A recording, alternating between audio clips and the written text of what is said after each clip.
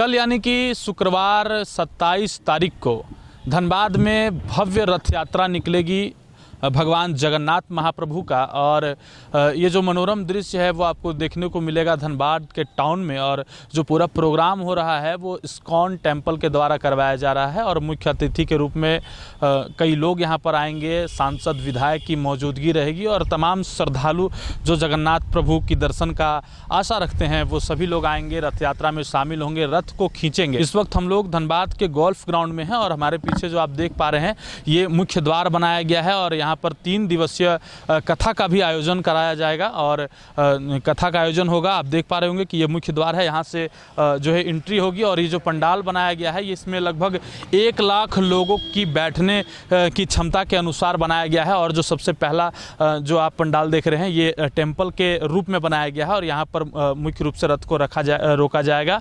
और जो बाद वाली जो पंडाल आपको दिख रही होगी उस पंडाल में श्रद्धालु रुकेंगे और वहाँ पर कथा का आयोजन किया जाएगा। और साथ ही इधर कई तरह के इस्कॉन की तरफ से स्टॉल भी लगाए जाएंगे।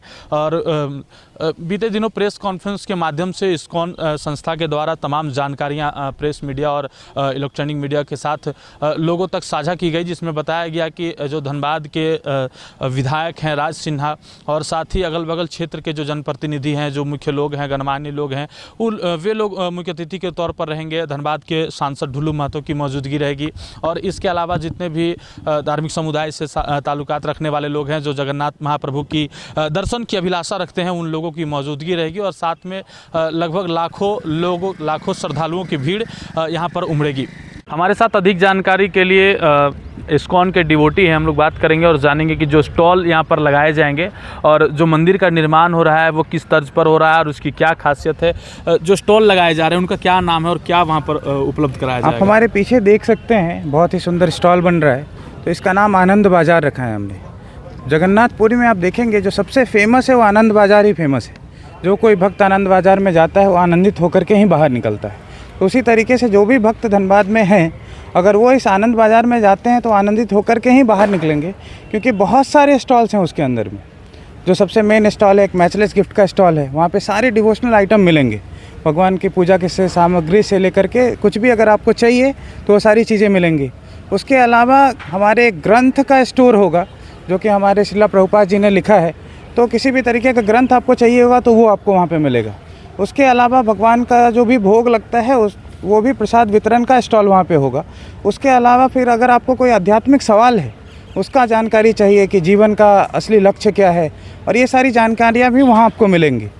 तो आप आइए और इस आनंद बाज़ार का आनंद उठाइए। और जो मंदिर का निर्माण हो रहा है वो किसके तर्ज पर है और उसकी क्या खासियत है? तो आप हमारे सामने देख सकते हैं कि एक बहुत बड़े गुंडीचा मंदिर का निर्माण हो रहा है।